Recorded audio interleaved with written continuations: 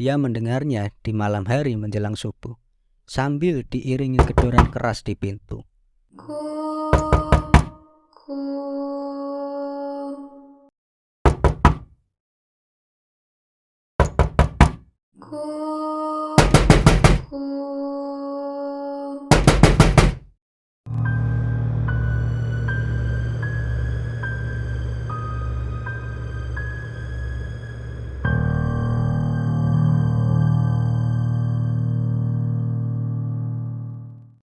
Selamat pagi, siang, sore, dan malam.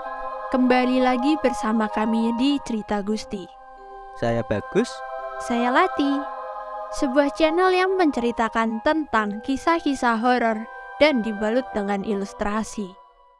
Kalau ada yang bilang Assalamualaikum, lo jangan jawab. Kenapa? Karena wanita yang memberikan salam atau yang menyampaikan salamnya itu bisa jadi bukan manusia. Nah loh, gimana tuh ceritanya? Kali ini kita akan ngebahas hantu yang bisa dibilang kayak mitos, atau mungkin juga cerita rakyat gitu, tentang hantu yang bernama Kumkum. Ini bakalan seru banget, bakalan merinding banget. Maka dari itu, tonton terus video ini sampai habis. Hantu Kumkum ini adalah salah satu hantu paling terkenal di Malaysia. Hantu ini terkenal banget di sekitar tahun 80-an sampai awal 90-an. Rata-rata cerita kemunculan hantu ini terjadi di daerah Johor, Malaysia. Nama hantu ini memang berasal dari akhiran kata salam, Assalamualaikum. Suku kata terakhirnya kan kum, makanya disebut hantu Kumkum. Ceritanya, dulu hantu ini sering keliling setiap desa sambil mengetuk pintu rumah warga. Hantu ini kemudian menyebut salam Assalamualaikum biar yang punya rumah itu buka pintu. Cuman karena mulutnya kaku dan wajahnya banyak luka, hantu ini cuma bisa bilang akhir kata saja, yaitu kum. Wujud dari hantu Kumkum ini terbilang mengerikan. Dia punya kulit yang melepuh dan bernanah di seluruh tubuhnya. Tapi bagian wajahnya yang paling parah. Ada yang bilang kalau sosok ini punya sorot mata yang terang dan gigi taring panjang.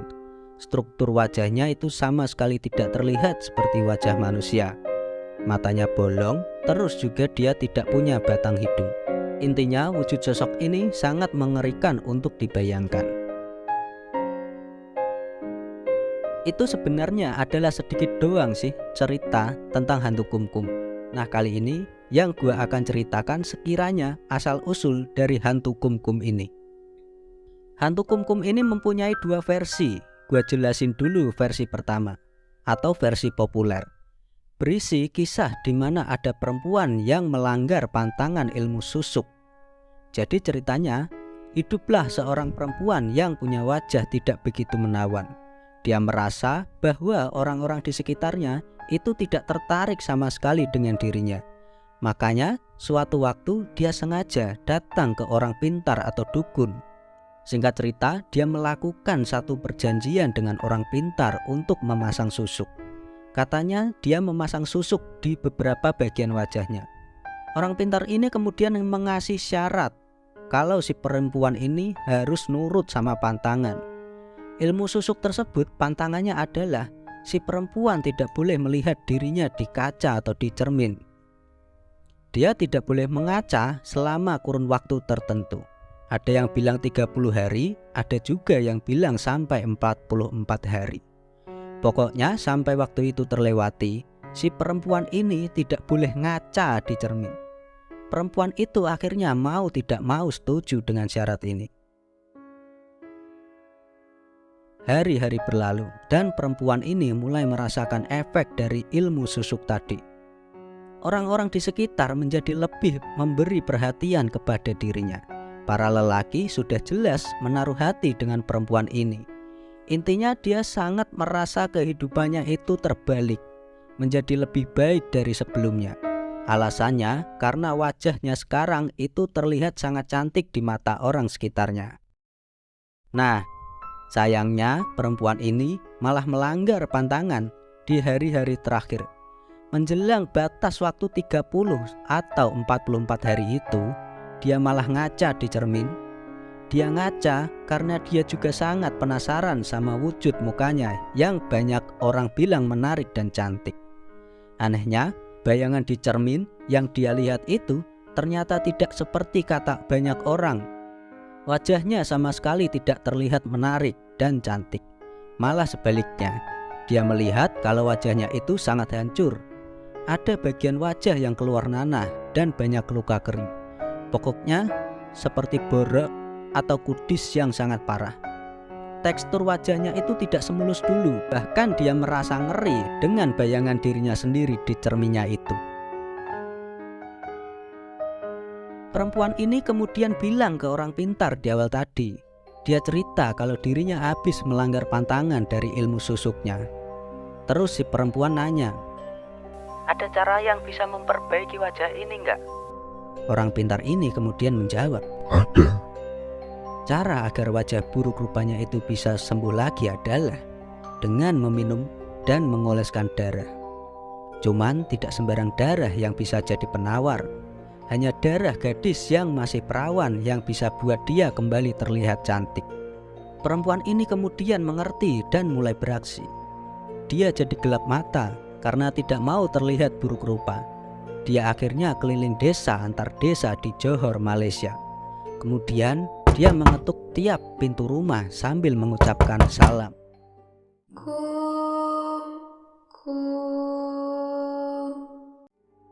Kalau ada yang membuka pintu rumah, perempuan ini akan langsung menghabisi gadis perawan yang ada di rumah itu. Terus darahnya akan diminum dan dioleskan ke bagian wajahnya. Dari beberapa sumber, ada yang bilang kalau sosok ini mesti menargetkan lebih dari 10 gadis perawan. Makanya saat itu banyak masyarakat Malaysia yang tidak berani bukain pintu di malam hari ketika mendengar Assalamualaikum. Singkat cerita, sosok perempuan ini kemudian meninggal dunia secara tidak wajar. Dia menjelma menjadi sosok hantu kumkum yang terus mencari darah gadis perawan. Sosok ini akan menyerang dan bahkan membunuh para gadis perawan sasarannya karena dia tidak mau sama sekali terlihat buruk rupa. Selanjutnya, ada versi kedua tentang asal-usul hantu kumkum ini. Versi yang kedua ini diceritakan, hiduplah satu perempuan muda. Perempuan muda ini emang hidup normal seperti biasa. Dan pada akhirnya dia menikah. Suatu waktu dia akhirnya hamil. Perempuan ini sangat senang sama kehamilannya. Nah, karena kejadian yang tidak diketahui, tiba-tiba perempuan ini dan bayinya itu meninggal dunia. Gak lama kemudian perempuan ini dan bayinya itu dimakamkan. Anehnya, beberapa waktu kemudian dia malah bangun dari makamnya. Dia menyimpan dendam besar karena dirinya dan anaknya itu meninggal dunia. Perempuan ini tuh akhirnya bergentayangan karena ingin balas dendam. Makanya dia berkeliling setiap rumah sambil mengucapkan salam.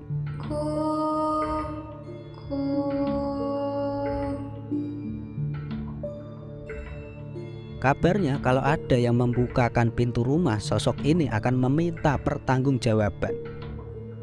Biasanya dia akan mendatangi rumah orang yang berprofesi sebagai bidan atau juru beranak. Beberapa cerita di internet menyebutkan ada bidan yang pernah mendengar suara kumkum di malam hari. Dia mendengarnya di malam hari menjelang subuh sambil diiringi gedoran keras di pintu.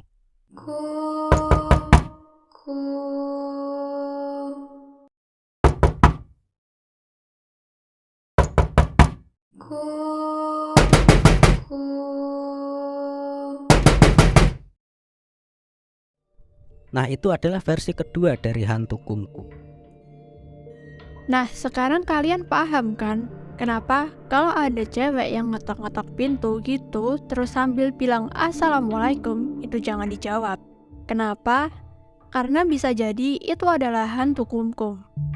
Nah, ini adalah mitos yang terjadi di Malaysia. Cuma kan Malaysia ini juga dekat dong dengan Indonesia. Apalagi di Pulau Kalimantan tuh ada perbatasan antara Malaysia dengan Kalimantan. Dan sasaran dari versi yang ini adalah wanita-wanita atau gadis-gadis yang masih perawan. Bagi lo nih yang masih perawan, kayaknya lo mesti berhati-hati deh. Mang masih. Asih. Menurut gue, versi pertama itu lebih masuk akal dibandingkan versi kedua. Karena kalau versi pertama itu tentang wanita yang mungkin susuknya itu tidak berhasil, atau akhirnya malah kayak susuknya itu yang ngebuat wajahnya menjadi hancur. Terus dia akhirnya mesti keliling nih mencari gadis perawan untuk dimangsa. Sedangkan yang kedua ini tentang seorang wanita yang hamil yang entah kenapa meninggal. Terus bergentayangan meminta pertanggungjawaban. Kayak versi pertama itu masih masuk akal. Tapi yang versi kedua ini agak sedikit tidak masuk akal ya. Karena kayak ada cewek nih yang meninggal pas lagi hamil, anaknya juga meninggal. Terus datang-datang tiba-tiba ke rumah orang minta pertanggungjawaban. Kan aneh ya. Ya jadi versi kedua menurut gue agak sedikit kurang gitu ya. Tapi versi yang pertama nih menurut gue itu lebih masuk akal. Bisa jadi ya hantu kumkum ini kayak semacam apa ya namanya, malpraktek. Bisa jadi sih begitu. Jadi bisa dibilang hantu kumkum ini tuh mitos yang terjadi sekitaran tahun 80-an sampai 90-an. Dan ada cerita seseorang yang pernah bertemu atau pernah melihat salah satu hantu kumkum ini. Begini ceritanya. Suatu malam, orang ini lagi berjalan pulang. Dia tiba-tiba merasa seperti ada yang memperhatikannya. Dia juga mendengar seseorang yang lagi menyapu di depan rumah tetangga. Saat itu, dia melihat ada sosok yang agak bungkuk dan kepalanya tertutupi kain sampai tanah. Gak lama, sosok ini itu mengulurkan tangannya dan membenarkan kain panjang itu. Orang ini merasa sangat kaget karena sosok kumkum itu melihat persis ke arah dia. Mata sosok ini terlihat seperti mempunyai sorot terang dengan warna mata kuning.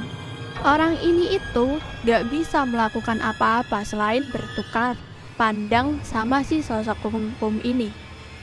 Gak lama kemudian kakaknya itu memanggil dari dalam rumah orang ini, kemudian tersadar dan berlari pergi dari sana. Tapi anehnya di tengah malam terdengar suara gedoran pintu rumah mereka. Suara itu kemudian berganti dengan suara cakaran kuku tajam. Seluruh anggota keluarga yang ada di dalam rumah itu membaca doa dengan keras. Beberapa detik kemudian, suara gedoran dan cakaran kuku itu berpindah ke pintu belakang rumah. Kejadian ini itu terus berlangsung selama lebih dari 1 jam, sambil juga diiringi dengan suara.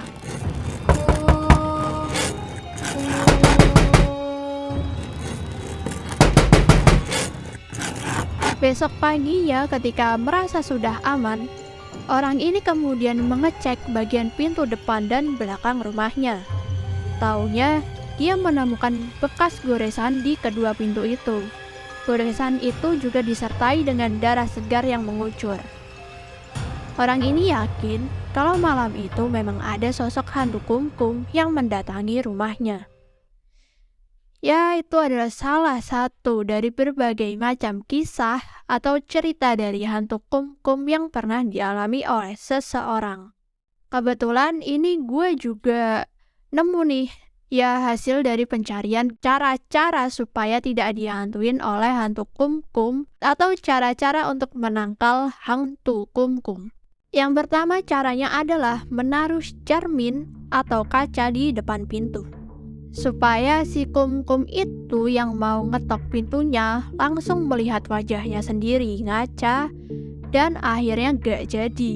Kayak dia ketakutan sama wajahnya sendiri dan gak jadi ngetok. Terus yang kedua, ada juga yang bilang bahwa di atas pintu, di langit-langit pintu atau apa tuh yang di pintu ada ventilasinya itu loh. Nah, di situ digantungin sama jimat.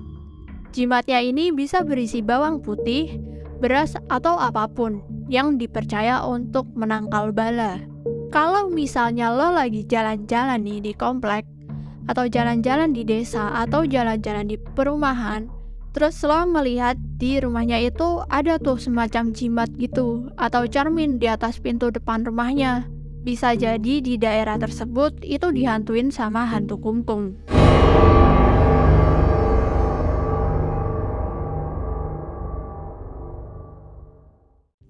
Katanya nih ya, hantu kumkum ini itu bisa dibilang sebagai apa ya, kayak cerita yang dibuat-buat gitu loh. Jadi ini adalah sebuah hoax. Bisa jadi cerita yang dibuat oleh orang tua dulu supaya si anaknya itu berpakaian sopan. Katanya sih ya, kayak dulu tuh zaman-zaman gue waktu kecil, kalau lu main pas maghrib gitu, nanti lo bakal diculik sama wewe gombel. Nah itu kan cuma sekedar mitos aja ya. Kayak apa sih namanya, kalau larangan-larangan gitu yang dibuat pamali gitu loh. Ini bisa jadi kayak kalau lo nggak berpakaian sopan, nanti bakalan didatengin sama hantu kumkum. Bisa jadi seperti itu. Cuma menurut lo gimana nih hantu kumkum ini? Apakah cukup mengerikan atau enggak? Bisa dijawab di kolom komentar ya. Menurut kalian gimana itu? Terima kasih telah menonton video ini. Jangan lupa like, komen, dan subscribe. Dan jangan lupa nyalain tombol loncengnya agar kalian nggak ketinggalan video-video selanjutnya. Saya Bagus. Saya Latih. Sampai jumpa. Dadah.